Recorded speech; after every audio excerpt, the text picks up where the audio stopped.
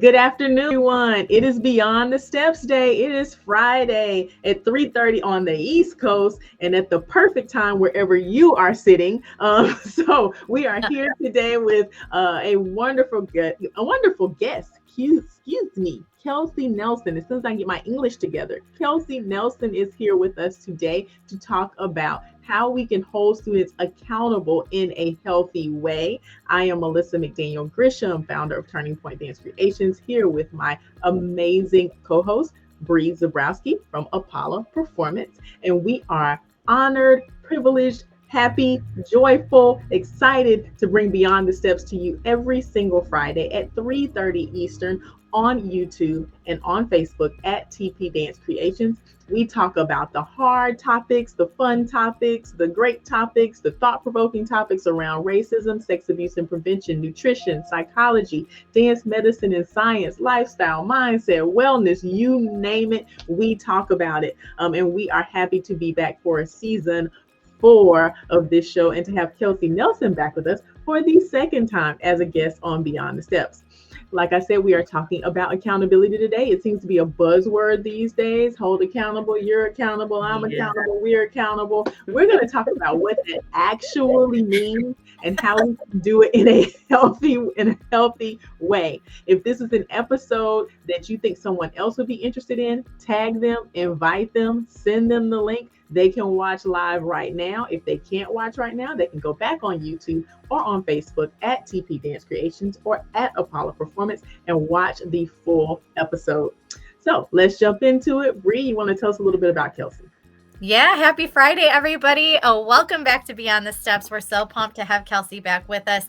She has over 25 years of dance experience, ranging from major motion pictures to teaching students across North America, judging for prestigious dance competitions, creating her own conditioning program for dancers. She's worked with everybody under the sun. She's toured on cruise ships and around the country.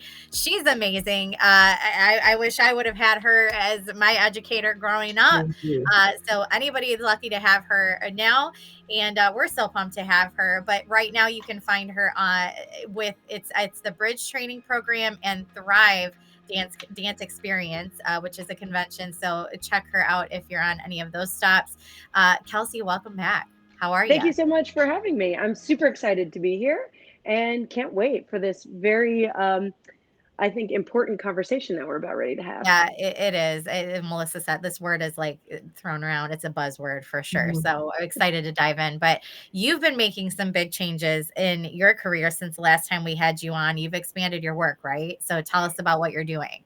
Yeah, so I have made the transition into stepping into fully doing freelance and guest teaching and choreography. Yeah. Um, and so that has been a big change that I've made going into this 2023-2024 season. And it's definitely provided some growth for sure. But it's also provided me a lot of more time to connect with my family and be there for my son, which is also super important to me. So I'm getting kind of the best of both worlds, and I think I've kind of found my path and where I want to be moving forward. So I'm I very love it. excited about that and all that the future holds. Congratulations. I know that's a huge step. Like I Yeah. remember when I made that step to like going all in on my own business, going in on Apollo and left my job, like the all the stability and the comfort in that space. Like I always say, like if you wake up the next day, you can miss it, but if you wake up the next day and you don't have regrets, like it was the right decision. And I feel that like emanating from you. I was going to ask you how you feel, but I don't even need to ask. Well, So thank you. Yeah. congrats. It's a Yeah, big jump.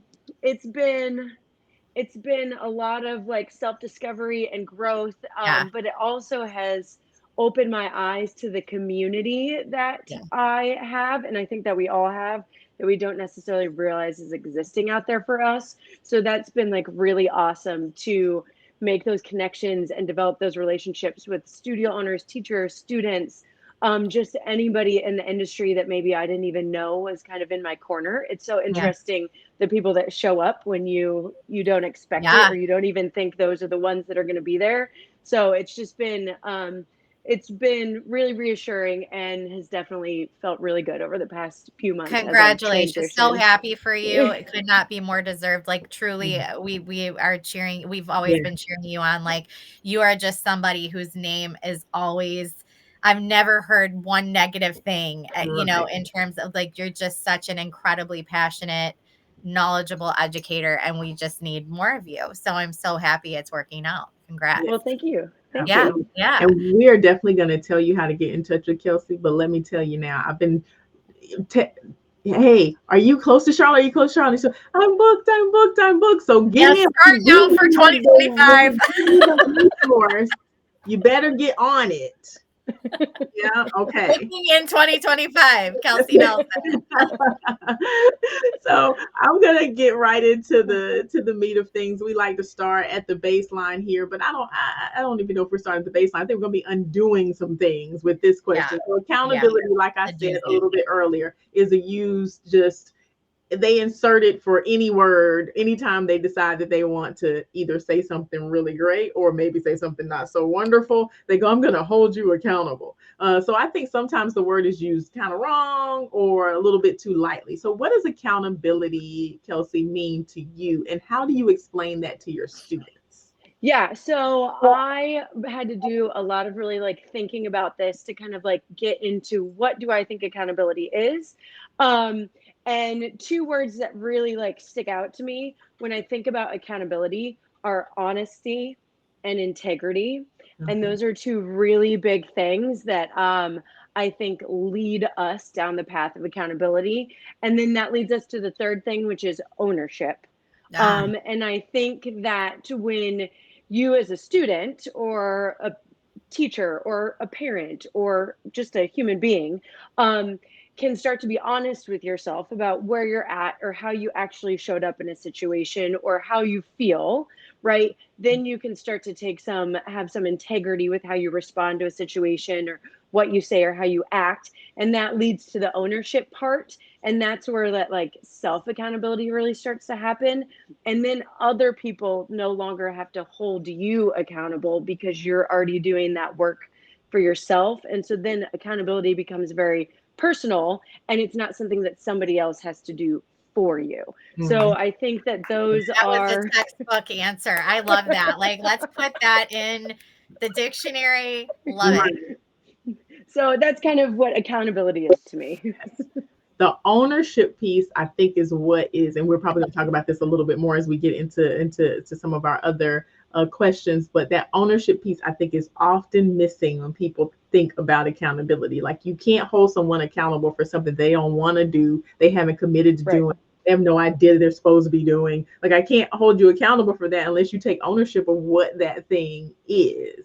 But go off on a tangent. I'm gonna start here first though. Let's talk about how you hold yourself accountable as a teacher and how important it is. Do you think it's important to model that accountability for yourself and model that behavior that you want to see? Absolutely. I think especially in a dance studio environment or on a competition team or even in any business that might be ran or relationships as that, we as leaders are setting the tone and setting the example. So if we are not doing what we're asking of others, well, then they're not going to have respect for that thing that we're asking for. And they're not going to take it seriously. So I am huge on accountability for myself. And one of the biggest ways to kind of show that and share that with my students or my coworkers or anywhere that I'm at is being having clear and open communication. So if I didn't do something that I said I was going to do, if I'm going to be late, if I fell short on the expectation, I openly and honestly communicate that with whoever I need to share that with. So that way they can see and hear me as the leader acknowledging my shortcomings or my mistake and then watching me take that ownership, right? And making those changes or taking those actions to fix that thing. That is where the like accountability piece I think is really important as leaders, and also be willing to take the consequence or take the feedback that comes with whatever I didn't do or fell short on, and Mhm. not fighting that. So being really open to that feedback and those consequences, and doing it humbly and not fighting that, I think is really important as leaders.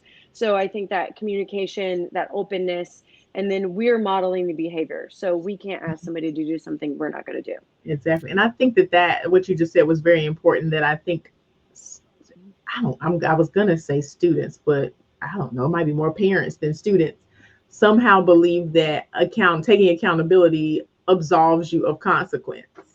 And that's not necessarily the case. I'm Great gonna point. go out on a limb Yeah. and say it's parents that feel that way more than students. Just because you're accountable, you say, hey, I need to miss this rehearsal before competition, which I know is against the rules, doesn't mean that we still let you perform when the rule is that you don't perform Correct. when you miss the rehearsal before competition. And it is so common for a parent to go, well, she told you. Well, yeah, thank you. Well, I think there's two things here that are really difficult. The first one being this is a really challenging. We're making it sound very straightforward and black and white and easy, but the reality is, again, controversial, but there's a lot of ego in this business, right? And Right. there's a lot of people that have trouble with clear, consistent communication. And so this concept, although it sounds simple, is not as easily No. adapted as one would think, which is why we're having this conversation today.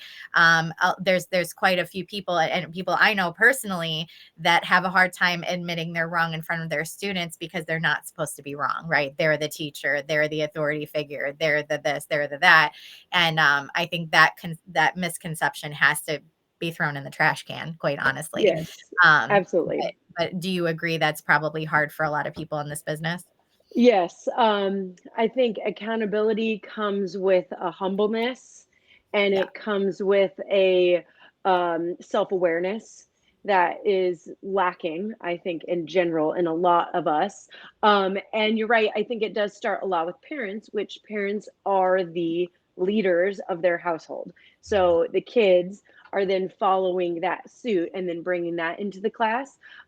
So I think that that ego and that like not wanting to be wrong or show that you're wrong or that you made a mistake um is something that we think we're doing to help our students, but in the end it's actually hurting them or lessening the like educational process.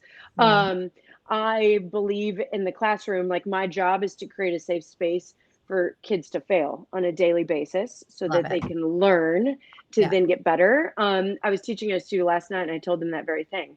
I taught them a combination and they bombed it. And I said, that's my favorite part, watching you guys struggle. And they were like, oh. And I said, no, because that's, I'm creating a space for you to learn, right? And so if we can never admit a mistake or admit that we failed at something, well, then we're never going to be able to learn from that and take those lessons and then be better the next time.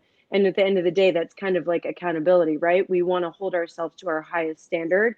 And the only Yeah. way we can do that is by acknowledging where we aren't at our best. So that way we can learn how to be there.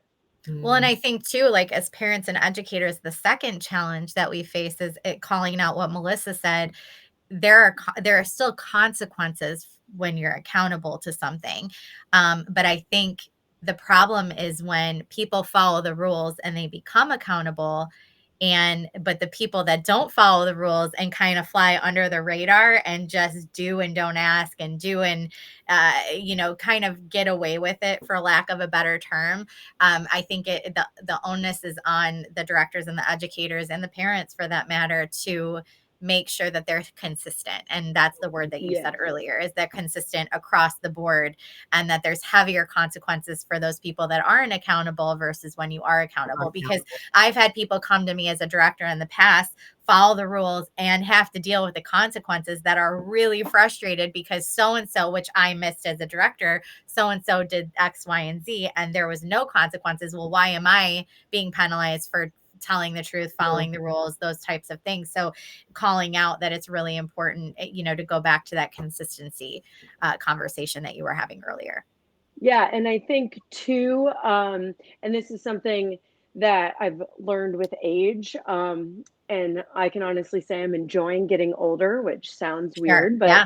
that wisdom that comes with it, um, being able to remove the emotion Yep. behind the consequence and So clutch. behind the conversation of holding someone accountable.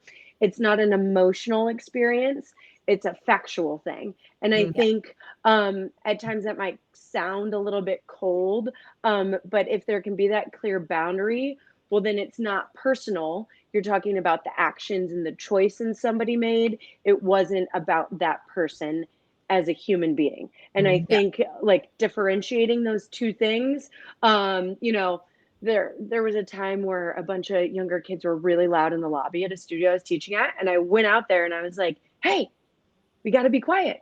And like that was the end of it, and they all like, did that thing, and then they came in the classroom and I said, "I want you to know I'm not mad at you as human beings. I'm not upset with you. It was the choice you were making to be really loud in the lobby, and that's unacceptable. So we've got to talk about that choice, not about you as a person. You've Right. got Got to it. make better choices." I love And that. so getting that clear, and whether that's a conversation with a parent or a kid or a coworker or whoever that is, kind of taking that emotion out and just talking about the action and the choice, I think makes it a little bit easier to start holding people accountable and holding yourself accountable. Mm-hmm. Yeah, I like that. Obviously, clear expectations and goals. We're talking about consistency. That's key, right? But like, how young is too young to understand this concept of accountability? Like, can you teach a 5-year-old dancer, about accountability, or do they understand the concept? Or are we just starting to model the behavior and introduce, those themes and patterns into the way that we're talking to them and frankly, modeling to them? I think it can be taught at a young age. I think as they get older, you can get more explicit with what accountability is. I think at a young age, like a perfect example is giving them like a homework assignment. Like, okay, everybody bring in a prop you want to dance with. And Mm-hmm. then if somebody doesn't bring it in, okay, well, you didn't bring in the prop and we all had to have one. And so if you didn't bring this, like that's impacting the experience of the class because now you can't participate. Mm-hmm. And is that fair to you? Is that fair to the class? And getting them to understand that they had a responsibility and they didn't follow through on it. So they have to sit out of that portion of class, let's say, using that as an example. Well, they're not going to like that, but they're learning, okay, I didn't do what was asked of me. So next time I've got to make sure I do that thing so I get to do the fun part of class. So getting them to understand how that impacts their experience, impacts the class, is going to help them start to understand responsibility and then accountability, and then it leads on from there. So So just what do you taking say to any, the yeah, what do you say to the parents that inevitably are going to come back to you and go, Oh "It's my gosh, not their fault. I you forgot. Don't put you ruined left my my kid out child's of experience. Yeah, you left my kid out." What do you say? well, so I had kind of the same experience actually happen last year. We were making Christmas ornaments and I handed out one to every kid and they were supposed to bring them back. And a kid didn't bring it back on the day that we were supposed to pass them out. And I let the parents know, let the kids know, reminded them multiple times. So when they did the ornament exchange, one kid was absent, so lucky for them. And then one kid didn't bring hers. So I let her sit and watch and participate, but she didn't get to take home an ornament because she didn't bring one. And the mom reached out to me and wanted to have a phone call. And I explained, I said, I totally understand that your daughter felt left out because she didn't get to bring an ornament. I let her participate in the whole class.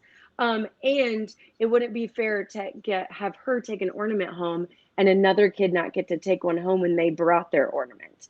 Right. And explaining the bigger picture of what I was trying to teach, and that the accountability at that age also relates to the parents, and everybody has to be involved and participating and enrolled in what's happening in their child's class so that their kid doesn't have to go through that experience, and learn that because they weren't a part of their child's learning experience. Love Mm-hmm. So that.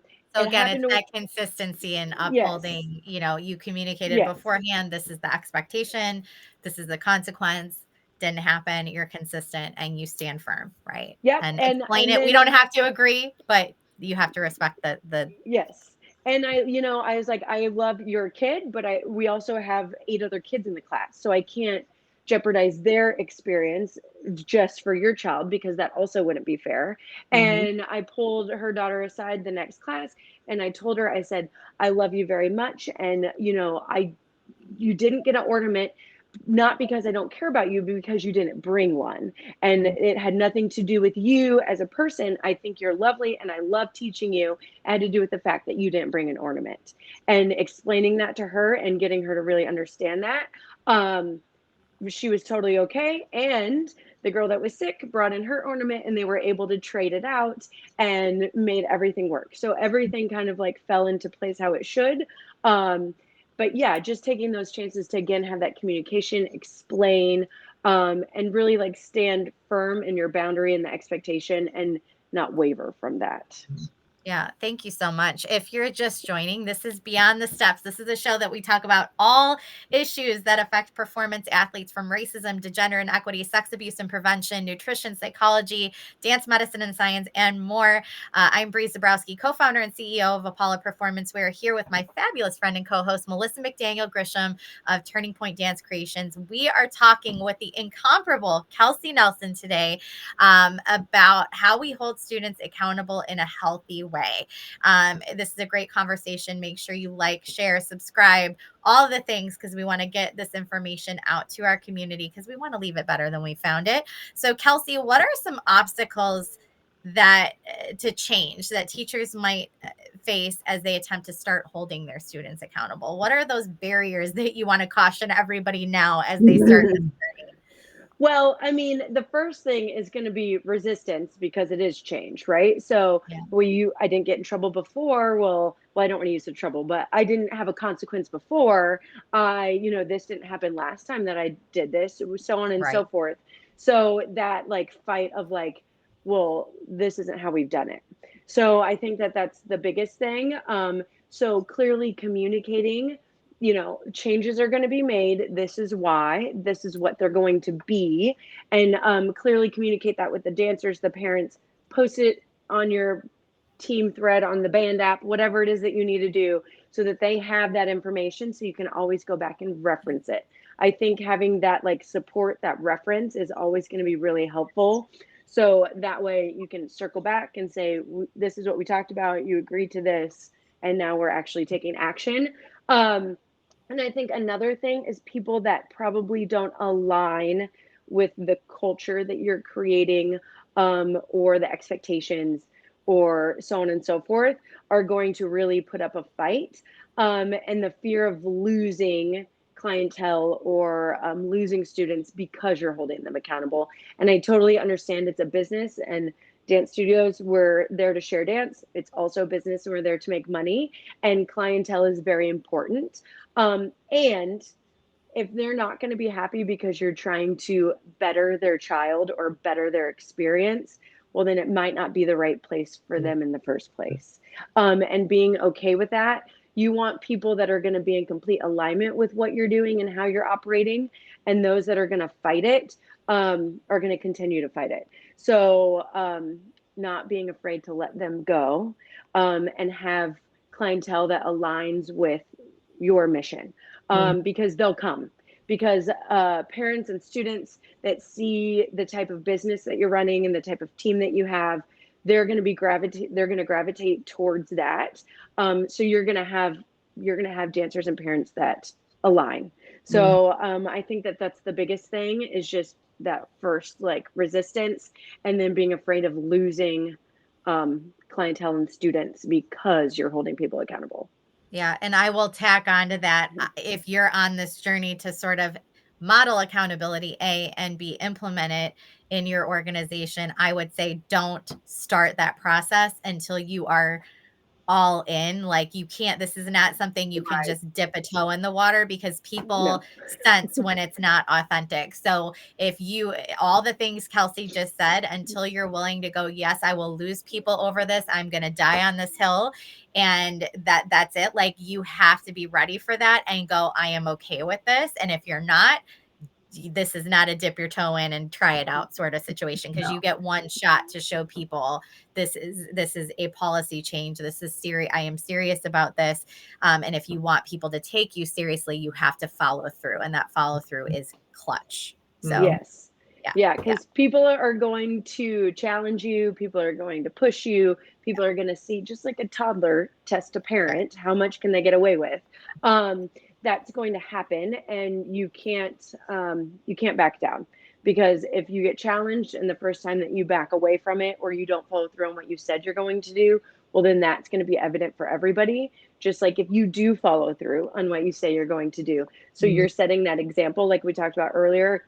As the leader, we are the example. So it's very important, like you said, to like be all in when it comes to accountability. Yeah, and I will say it's easier to do when you're looking at it as it's for the good of the whole. Like if you take Yes. almost the emotion out of it, and the God, I really don't want to have this confrontation, and all of those things. You don't look at it that way. You look at it, this is something that has to be done for the to accomplish the goals, the bigger picture goals that I have for this group or this organization. It has to be this way. If you look at it like that, it's a lot easier sometimes to be able to take that step forward and just do what has to be done. Just my experience anyway. But Kelsey, let's talk about the type of things that we should be appropriately holding students accountable for. Should it be only things that are in their control, like work ethic, attitude, versus scores and awards and things like that? Shed some light on that for us. Yeah, I think accountability. I've talked to lots of different people about that ownership piece, and about we can only control what we can control.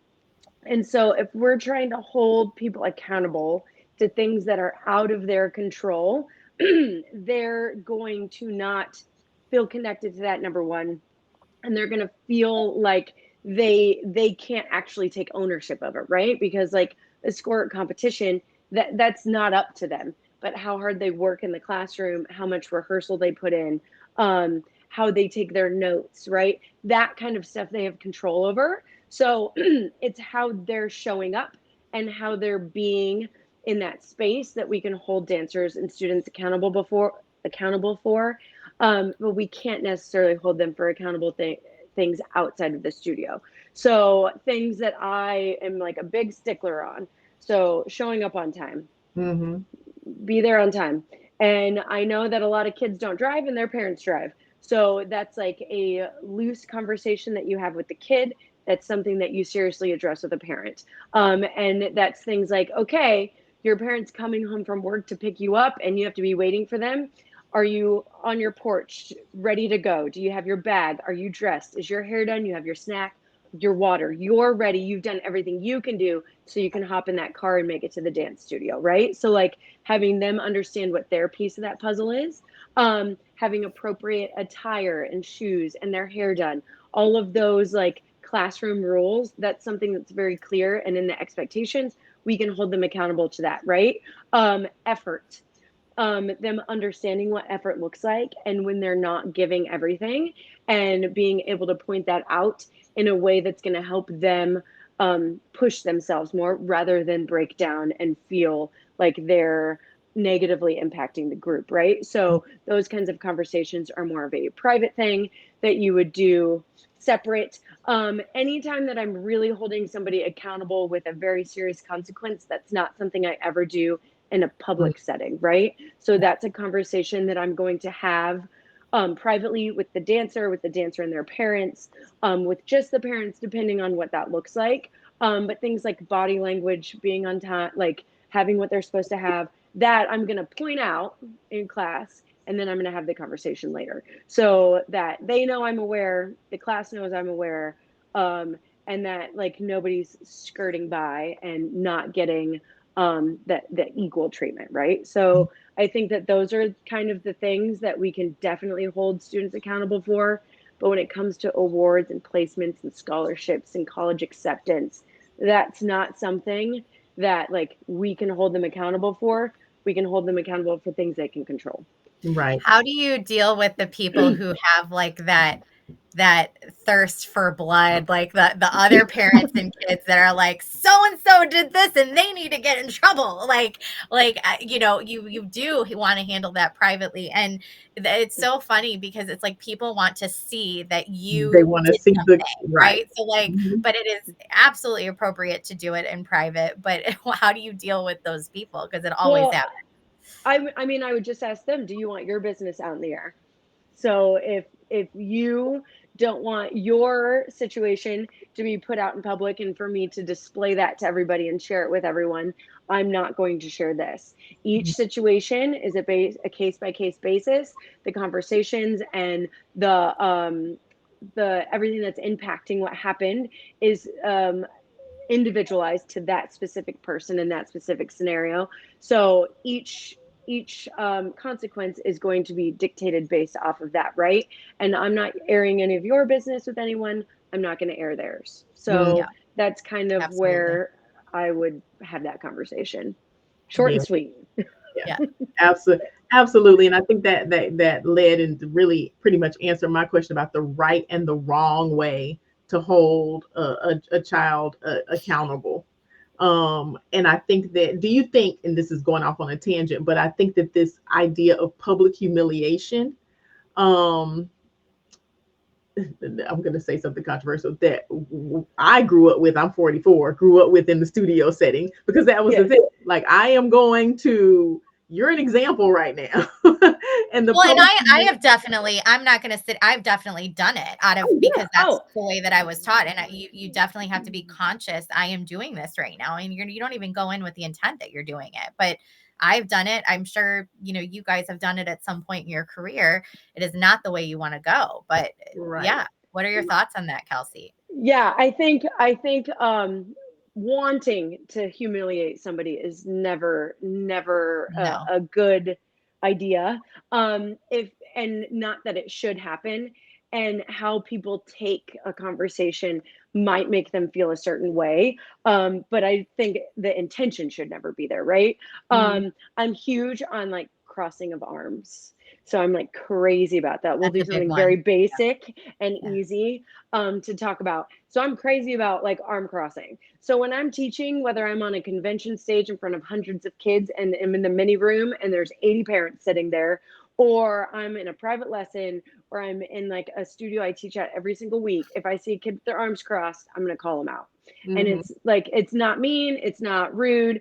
I'm like, number 427, uncross your arms. And then I keep going on to like my teaching. Or I'll Mhm. look somebody in the eye and say, I need you to uncross your arms, or I'll walk up to them and physically just like move their arms down as I'm like moving through the classroom. So I'm acknowledging it, I'm pointing it out, but I'm not ridiculing them, right? Or like trying to make them feel bad Mhm. about it. So I think the intention behind the conversation, if you're purposely trying to make somebody feel bad about something, well, then that's the complete wrong approach. We want to bring awareness to something. So I think that that's like the biggest thing. Um, and like I'm crazy about non like physical consequences for things. So Mhm. like if somebody's late, I'm not going to make them do a 5 minute wall sit. I'm going to Right. make them empty the trashes. So that's where my Mhm. consequences are different I like than that. most. Great idea. So like if somebody walks in late and they didn't let me know they were going to be late, they'd walk in and as they're putting their stuff down, I'd be like, make sure you let your mom know you're going to stay 5 minutes after to empty the trashes. That's Right. the end of the conversation. Right. So being like pointing that out, everybody hears that's happening. They see that I acknowledged it. The kid knows, right? But I'm not trying to make them feel bad about it.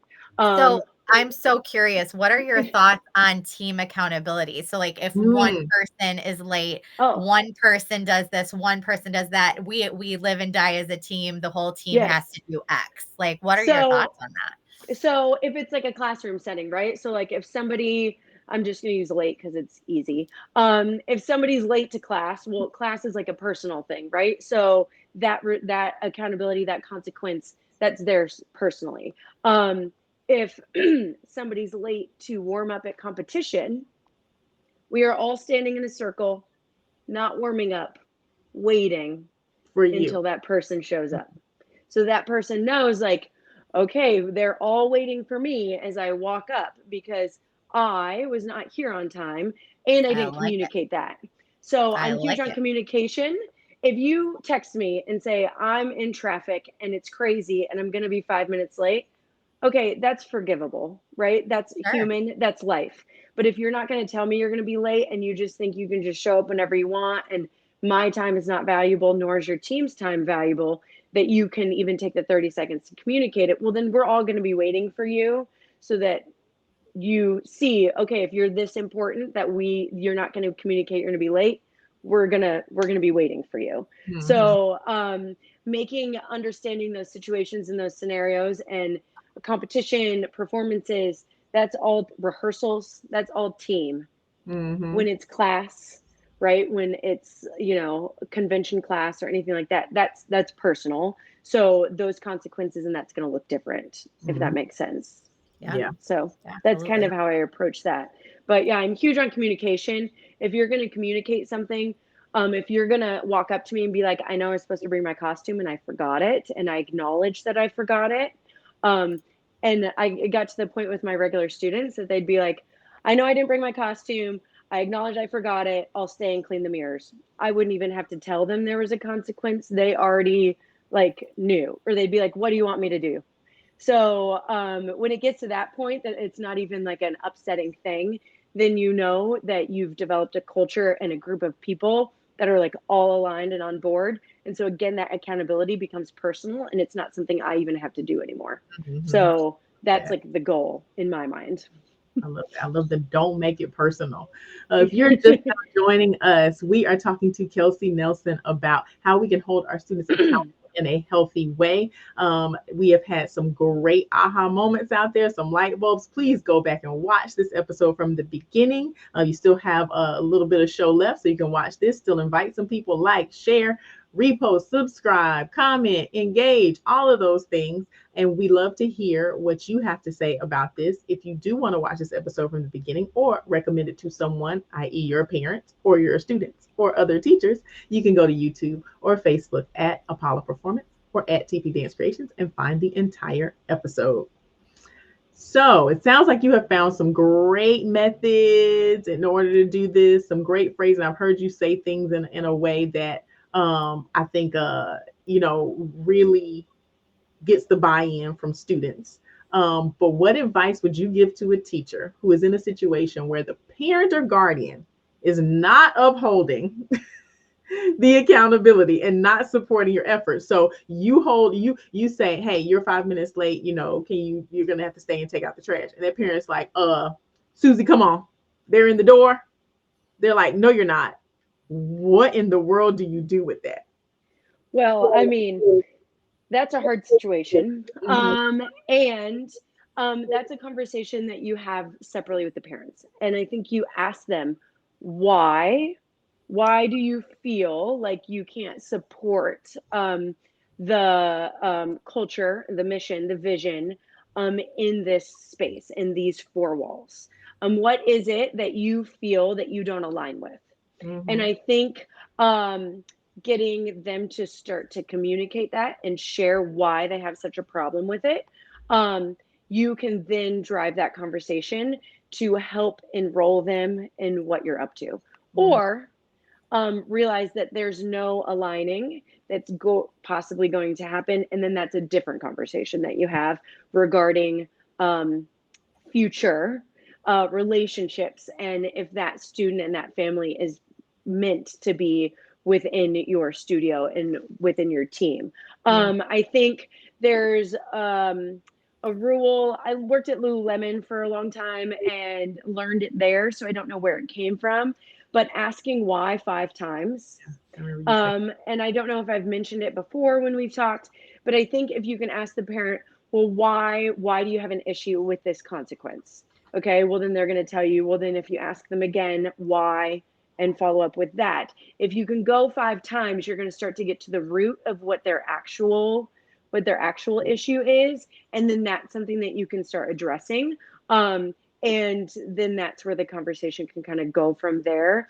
At the end of the day, I think a lot of times it has to do with they look bad as Mhm. parents and they don't like that feeling. And maybe their kid made them look bad, or maybe their choice impacted their kid and they don't like that, so they're embarrassed by that. So I think really digging into that conversation and acknowledging, like, we all make mistakes, we all have flub ups, we all, miss the email, like that happens.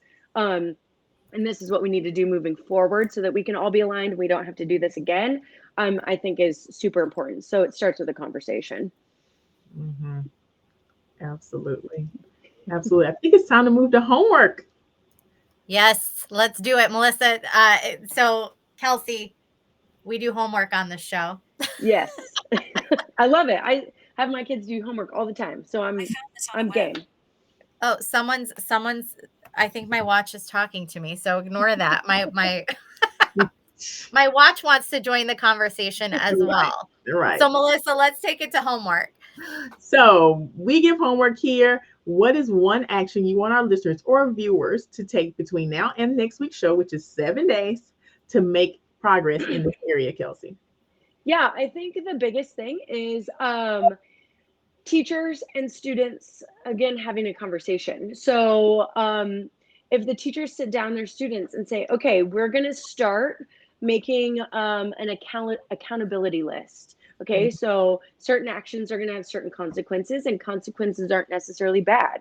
So sitting them down and saying, okay, if we're late, what do we think an acceptable consequence is? What can we all agree we think that we can all be aligned on this, and start to have conversations about if we don't have proper dance shoes, and if we're late, and if we have a bad attitude, and what do we think these consequences should be, and really enrolling the kids in that conversation so that way they feel like they're a part of it. So then when they don't have their dance shoes, you can say, okay, well, you have to miss out on freeze dance at the end because you didn't bring your shoes, and remember we talked about it, that was going to be the consequence. Mm-hmm. So I think having teachers and students start to really have those conversations, understanding what a consequence is, and like, hey, we all showed up on time, we all had what we were supposed to have, so the consequence of that is that we all get candy at the end of class, right? So getting the kids to understand that consequence doesn't equal bad. And like getting them to really be a part of the whole thing, I think is going to help studios, parents, teachers, kids all kind of get on the same page. And then that conversation is going to start to be easier. And then you're going to have it more or less, because you're not going to have people doing the things that we have to hold them accountable for. And I think that's going to help set you in the right direction for a good rest of the season and just the future. Well, I think when you hear conversations like this too, I know I do this, like I hear something and I'm like, I'm going to do this. We're all going to be accountable, and I'm going to go back and we're all going to be accountable. I think it's really important to call out, like, don't just go back and go just all in, like, on the accountability. People. Like, yes. Maybe sit down and make a little list of like the things that are really like problematic in your studio or organization, and start there. And in terms of like creating a policy to address accountability, and don't go ham on the accountability, like straight out the gate. Right. No, we gotta start small, and that's start with things that like are common and things that like we're all aware of, right? And like start there and then build. Policies and procedures take time to develop, right? Yeah. So they're not just going to appear and then we're all just going to jump on board. So making them small, making them attainable, being consistent, and then you can start to really start implementing bigger ideas and concepts to your overall team, to your parents, to your students, to your employees, your coworkers. So again, start small, have those conversations, brainstorm, think about it. What does your ideal classroom environment look like? What does your ideal business model look like? And start to kind of really dig into that and ask yourself why 5 times. And then you're going to start to get down to like the root of what you really want to focus on. Well, a dance is such a great opportunity for this because there's such a clear like beginning and ending of the season. And so I don't know how you guys did this, but for me, like I always had the parent meeting at audition time and then the parent meeting at the beginning of the year, a staff meeting in there, at the beginning of the season. And then sometime in January or February, I would start already thinking about the schedule for summer and for next season. And that's when I would sit down with the staff and go, okay, what's working, what's not working. That's your time to really or was my time. Everybody does something a little different, but that was my time to really evaluate, okay, what policies do we need to put in place for next season? Because for me, introducing things mid-season when it hasn't been properly communicated already is really, really challenging. So I would always take that opportunity to go, okay, this is for 24 25 season. What are we going to do differently? What are we going to implement? And that by the time we get to that parent meeting at auditions, everybody knows exactly what to expect. It's all laid out black and white and we can proceed from there. Right. So how did you do that? Like, how do you introduce changes all the time, or do you wait until that sort of new season changes over? What's your stance on that? Yeah, I would say for your overall studio, right? Just like the studio as a whole, definitely the beginning of the season is going to be the right space to do that. If you have a competition team, you have kind of like a second chance, I think. Yeah. Because going into competition season, you can have that parent meeting, right? This is the beginning of the season. This is before our first competition. This is kind of the expectations going into this season of the year. And that's where you can maybe implement a few, not 20, new expectations. And those expectations, you then can start practicing that follow through with a more focused group of individuals that then gives you that practice to start implementing it, maybe with our non-competitive kids or our 1 day a week students, where the parents and the kids aren't as regularly at the studio and don't have that all-in investment yet. And those are the ones that are a little bit harder to kind of get on board. So I think explaining as you were talking and thinking about the parents, explaining to them that it's a discipline. Dance is a discipline, right? And so developing that discipline takes accountability and expectations, and that's happening naturally in the classroom. How a classroom functions, especially in a dance studio, is very specific and intentional, and getting them to understand that, especially at the beginning of the season, is going to help them kind of follow that through for the entire rest of the year. Same with the competition team, kind of setting it that way so you can have that second chance to really hone that in, I think is how I would do that. Mm-hmm. Absolutely. We got your homework from Kelsey. Go for it. Baby steps, little changes. I'm going to give you another piece of homework. Take the steps initiative. Bree is popping that link up onto the screen right now. It is a free course module that talks about a number of things from professionals who develop these modules to educate you on racism, sex abuse and prevention, nutrition, psychology, dance medicine, and science, and a number of other things. It is totally free and still available to you. Kelsey, I know you are teaching now all over the place. And you are booking probably out to 2030 at this point. So how can people get in touch with you? They can email me at kjndance@gmail.com, or they can find me on Instagram at kjndance, or on Facebook.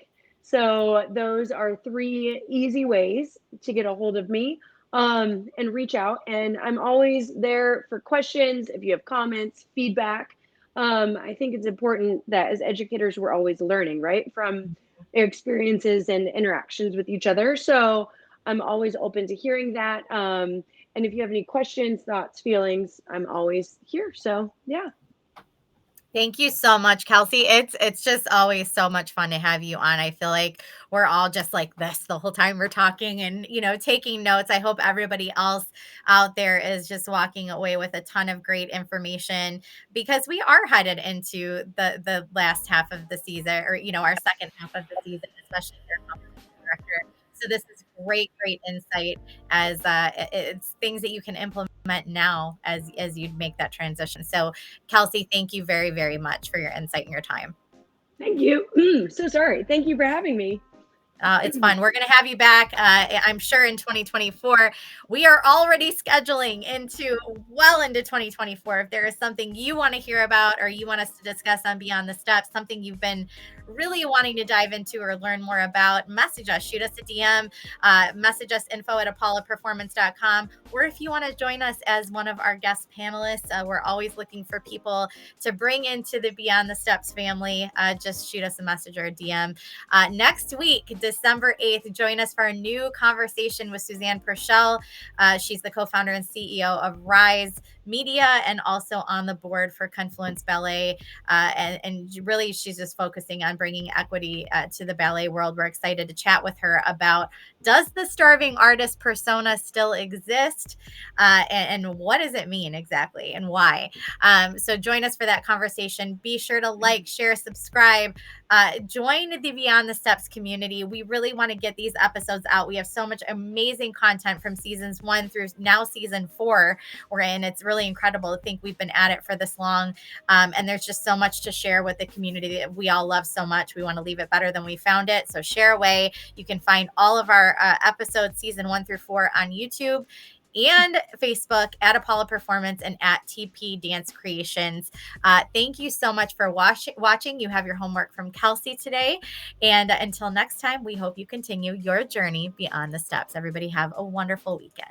Bye, everybody.